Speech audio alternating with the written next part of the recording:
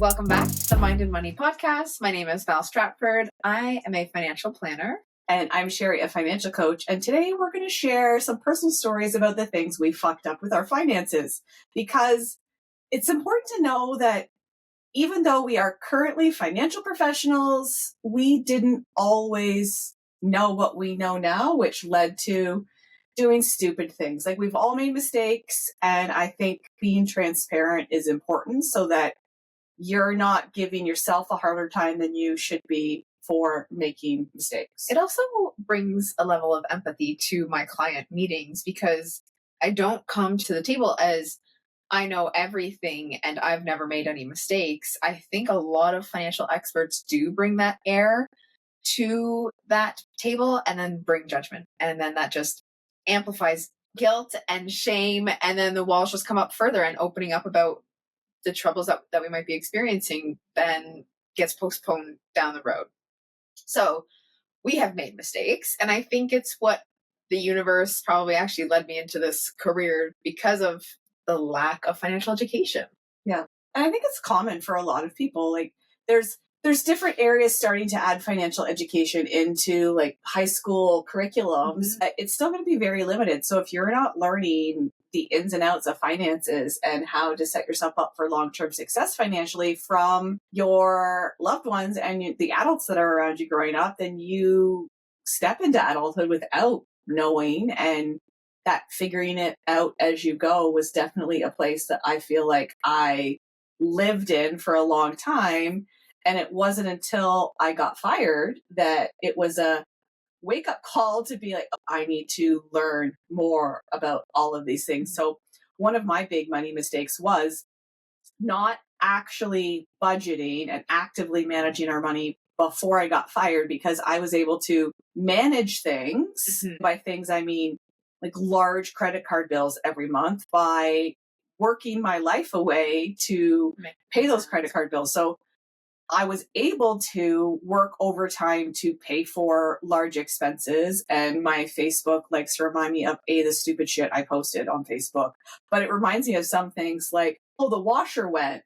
Now I'm going to work Saturday and Sunday to pay for the new washer. So I was exchanging money for time because we weren't actively taking care of managing our money. We had a budget, but so many things were outside of that budget that were those bigger expenses that now we plan for, but before we didn't plan for. So the money was just kind of running through our hands and not being actively managed. So it's like putting the numbers down on paper. That's like, I'm happy if you've done that, but it's not budgeting. It's figuring out how to pay down debt consistently and not accrue more, and get to a place where you're truly living within your means and having things that work for you to manage your money. It's not easy to go from doing whatever you want and just surviving kind of to being more mindful, but it's so worth it. And I would say I also would write down different expenses and incomes and stuff, but I was not truly budgeting until I probably started my business, and then really had to figure out fast what needed to come in. That would be one of my mistakes, was starting a business without a business plan. I just knew that I was done being at the bank and I wanted to have a different approach and energy in what I did, and going self-employed was the best route to do that. So I left the bank. It was amazing. I'm so happy I did. But there was a lot of stressful times because I not only was I leaving the bank, I was leaving the stability and the security, but then I was a business owner. There was so much more to it. So glad I took that leap 7 years later. Would have done a bit more planning. Hindsight. Yeah. And in hindsight, it's easy to look back on things and be like, yes, that was stupid. I shouldn't have done that.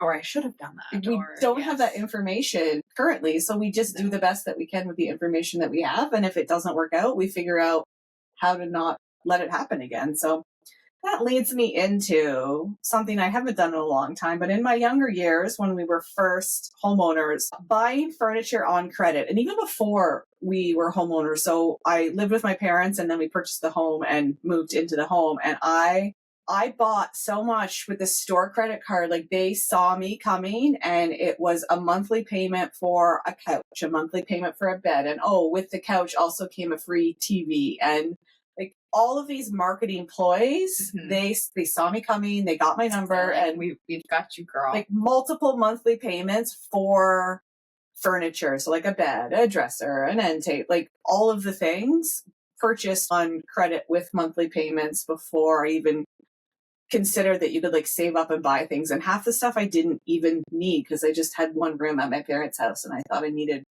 well, everything has to match, right? Everything doesn't have to match. So thinking about all of those payments, and I can't even remember the terms of the loans. Like if I was paying interest, I'm sure I was, but I can't remember the terms of the loans because it's just like I wanted it. They gave me the card, I signed the thing, and they gave it to me. They delivered it to my house. I think perfect. That can be a very general thing as well, is buying things used / mismatched / thrifted versus having to have things new. There are times and places where a new item makes the most sense because it's going to give you the least amount of grief, I'll say, or it's worth it because the price difference isn't that different. But the amount of things that you can get, like if I had thrifted my clothes when I was in my era of buying a ridiculous amount of clothes with my disposable income versus like I typically go for sales anyways, but still versus retail pricing. There's so many options when you get more creative and think about, okay, I need this, but here's what I have, like resource wise, money wise, to be able to get it, and then you figure things out. Yes. I would also say, again, it's hindsight, but there was an option to buy a house in 2018 and it was $180,000. And I kicked myself a little bit for not purchasing that house, but it's hindsight. I didn't feel like I had support behind me. It was a big purchase that I just didn't feel confident in doing at that point, but I really wish I had. Were you still at the bank then, or were you self-employed? I was still at the bank. So have you hopped on realtor.ca to see what comparables are now? Gosh, it would have been a genius thing to do. Not that I know like salt in the wound, but that's, yeah, no, I know that it would have, because it would have gone for like 350,000. Yeah. Yeah. Probably at least. So yeah. It is what it is. Hindsight. And like, you don't know where you would be if you had, maybe that decision to purchase that home would have then ultimately kept you at the bank. So like, this just like different spin on it, that having that extra responsibility could have meant that you didn't, well, you felt even less confident taking the leap. So just maybe, it's hard to see what it could have turned into, but then also like the life decision, it gave you more flexibility to not have that payment. Yeah. So, and I talked about this in a previous episode, but not saving any money when I was younger, not a penny, not 2 nickels to rub together. I worked a lot and I spent every single dollar that came into my bank account. I saved nothing. I spent like hundreds of dollars on jeans. Yes. And food for friends who didn't have jobs, and just, it was truly all disposable income, and I disposed of it all. I have that on mine too. Spending an absurd amount of money on clothes and food when I didn't have to pay for groceries. I was still living at home. I should have really utilized my situation, but in the moment, instant gratification, wanted it, saw it, had the money, got it. And it was probably what everybody else that was around us was doing too, unless they had parents that had like a thumb on them saying like, you're putting 50% of your income into savings. And if you have kids that are starting to work, or you are a young person starting to work, if you're currently making $0 and you start making $400 a month, like just put $200 of it away, and then you still have $200 where you had zero before. So you won't notice it if you start putting it away right away. And you can even, in a lot of situations, have employers divide your deposit. So half can go into like a checking account, half can go into a savings account, and you'll be golden down the road when you want to buy a car or buy a house or move out or whatever, go to school, whatever you want to do. This one could probably be its own episode, but speaking about commingling finances with the wrong partner. Oh, so I was quite young, but we didn't join accounts, but I was making his truck payments. I was lending him money, just stuff that I wish someone would have said no. And it didn't ever feel right, but I was like, well, we're together, so I'll help out. But that was a mistake. That was silly. And did he just not have like consistent income? Correct. Yeah. Okay. And in jobs, would get fired, couldn't hold down a job. Yes. Red flags. quite the same, but very similar. I co-signed a loan for my then boyfriend about 9 or 10 months after we started dating. So he didn't have the best credit, and I had good credit because I paid for all of my furniture loans on payments on time.